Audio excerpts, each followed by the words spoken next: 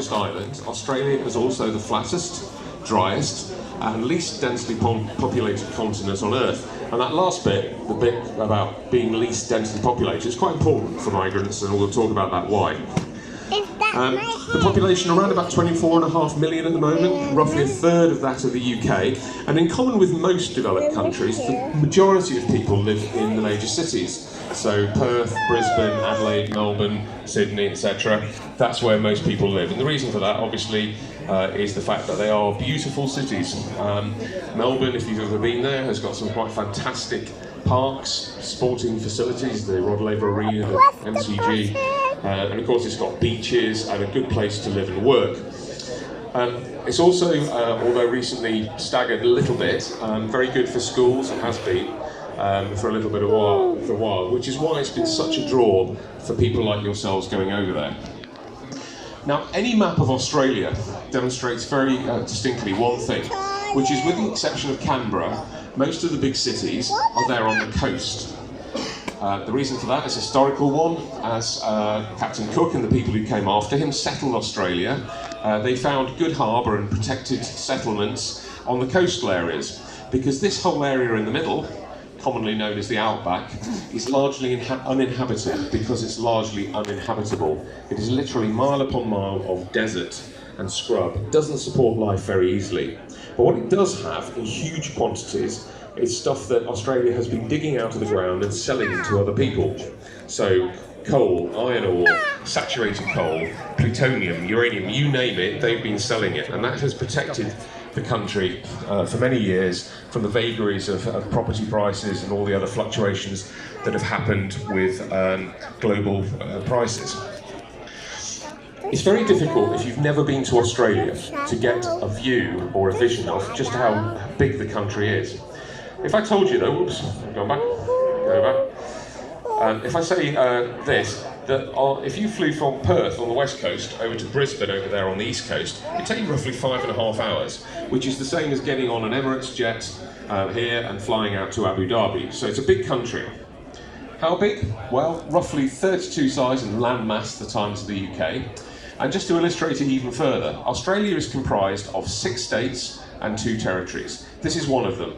This is South Australia. South Australia is 4 times the size of the UK and twice the size of Spain.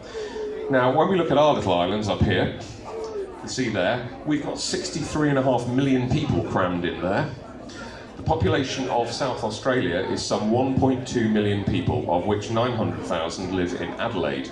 So it's quite a large place. How large? Well, it's also home to the St Anne's Cattle Ranch, which is the largest cattle ranch in the world. It's the same size as Belgium. So when you go over there, distance and the geography and demography of Australia is very, very different to that of the UK. The main reason that people come to these shows and people talk about emigration is, of course, that Australia is a very simple and very easy place to sell itself. If you ever watch Home and Away and Neighbours, no one does any work. You look at Wanted Down Under, everyone's always on the beach, enjoying themselves, you know, making the rest of us feel guilty or feel jealous because of all the sunshine and their 300 days of sunshine as opposed to our 3 days of sunshine a year. All the wildlife, very cuddly, and despite all the recent floods and fires and stuff that have happened, Australia remains a real draw because of its lifestyle opportunities. So in a way, I don't really have to say very much about Australia. But when you look at it, and you look at it from a migration perspective, is that all you need to know? Well, probably not. Whoops. Because of course, there are all sorts of hidden dangers with Australia as there is with anything else. And knowing about them and preparing yourself for them is part of what we do as a show, to try and point out that everything is not as rosy or as cuddly as you might think. Now, I can see a lot of people looking alarmed at him. He's actually a huntsman spider. Now, they are harmless. The only thing they eat is other spiders, which is rather good. But they do get quite big.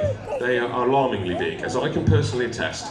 It's a bit difficult to ignore them when they're on the wall and you're having a dinner party, because they grow to the size of, you know, your hand. And in fact, I was told a story by one of our exhibitors. A guy came over last year. He worked for the Western Australian government. He lives in Perth, in a place called Scarborough Beach, which is about 10 minutes outside the CBD. And this particular evening in Perth, it was a very hot summer's day, temperature was up to about 40 odd degrees. His air conditioning had broken down, so he was lying in bed at night. About 1 o'clock in the morning, he'd thrown the windows open, tried to get a bit of a sea breeze. He felt something ruffling his hair. So what do you do when it ruffles your hair? You put your hand on top of your head. So he put his hand on top of his head, only to discover there was a huntsman spider sat on top of it. Now this is a big guy, 6'3", and he said he just shot out of bed, ran into the bathroom, locked the door for 2 hours while the spider went round his house, helping himself to drinks, ringing his friends, doing whatever spiders do. I don't know. The main point I do this is not to alarm you, because you will very, very rarely ever see anything like huntsmen unless you happen to live out in a very, very rural area. And in fact, most of them are more scared of you than you will be them. But as a takeaway for this talk, just avoid anything in Australia that starts with the letter S. Sharks, stingrays, spiders, snakes, scorpions, Shane Warne, anything like that. They're all disgusting. Stay away from them. Right. So what's the good news then, John? Well, the good news, of course, is that Australia needs migrants. And that's not me saying it, that's historical fact. Since 1950, Australia's population has increased by 45%, mainly driven by people like yourselves.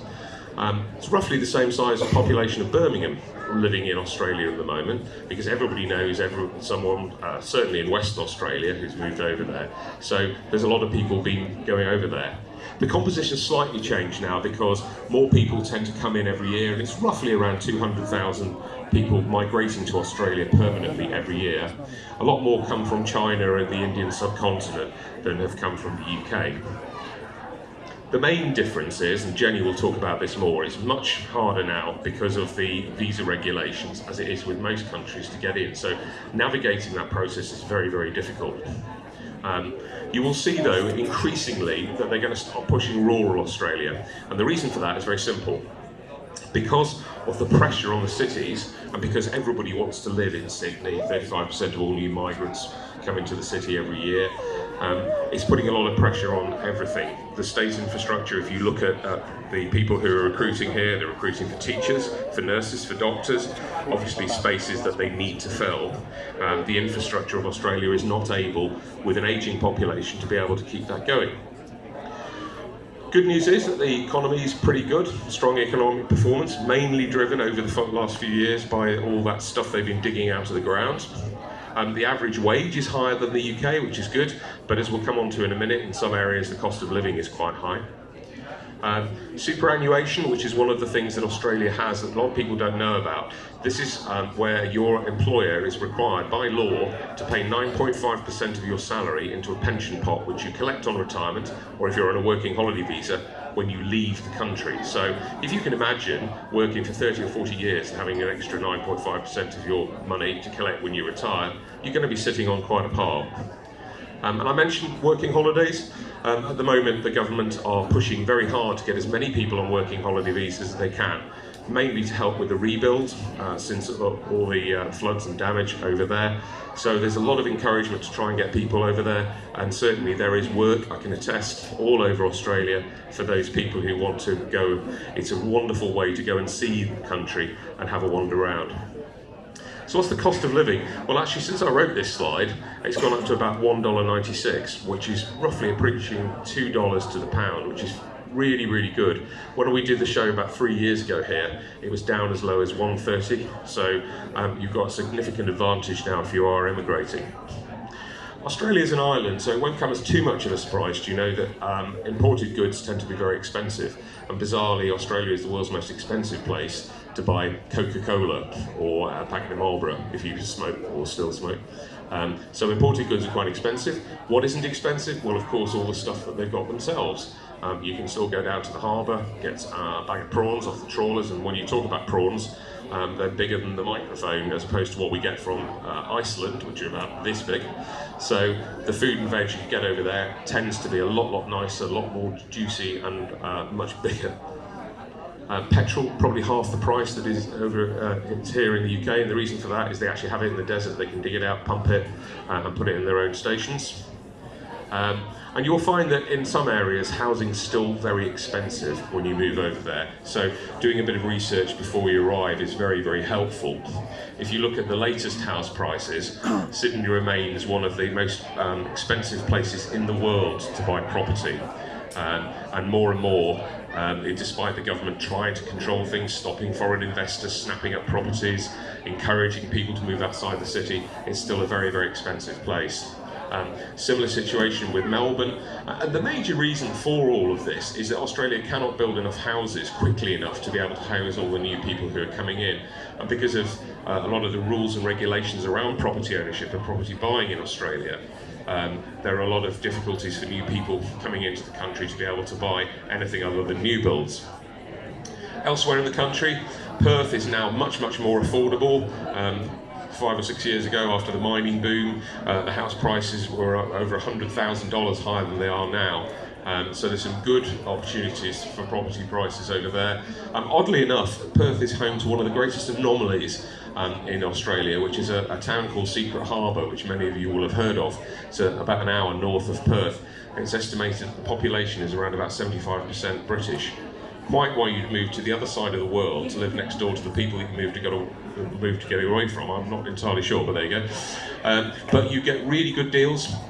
Brisbane particularly is upcoming now. A lot more people headed for the east coast, mainly because of its climate. 27 degrees Brisbane pretty much all year round, so you've got a nice stable temperature over the year, which is lovely to live in. Adelaide also, because it's a little more remote, the property prices tend to be a lot lower there. So we always talk about hidden costs. Now the hidden costs are things that you have to factor in when you're making that journey. Now if we go through every single difference between the UK and Australia, it would take a lot longer than this seminar. So I've picked out a couple of areas just to, as examples of the sort of things you need to look at. Education. The particular thing with education is we take so much for granted in the UK. School books are free, uniforms often free, etc., etc. There are so many costs with Australia. They charge you for books, they charge you for the education side of things, and on certain types of visas, if you happen to go there, you will find that you might be liable for your children's education, which could be anywhere up to $6,000 to $8,000. So it's always best to try and do a little bit of research. And it's a similar situation with healthcare. Again, their version of the NHS is called Medicare, but there are a lot of differences between the two systems. If you go into hospital under Medicare, it won't cover you for all your bills. Similarly, in certain areas, there are costs for ambulances, or your prescriptions maybe, or your children's checkups may be chargeable. So it's always very, very difficult to know exactly what the situation is unless you research it before you go. You'll also, and Wes will confirm this on Down Under Centre, if you happen to belong to a trade, very often they will ask you as a trade body to pay a union fee or something like that, or an association fee. So even if you're on a working holiday and you want to go around doing a bit of job as a carpenter, you have to have that skills assessment and you have to pay a union fee. Relocation, if you talk to any of the shippers here, either Burt Brothers or Pickfords, they'll tell you a little bit more about the cost of getting over there, and also which sort of internal shippers they work with to help move your goods. But the important thing not to forget, and this is one of the key things about this whole lifestyle, is that you're moving over there not for a job, not because you like the look of the skyscrapers, but it's the lifestyle that Australia offers. As I said, they do have 300 days of sunshine on the east coast. You compare that to the sort of weather we've been having recently, and that looks very, very, very, very enjoyable.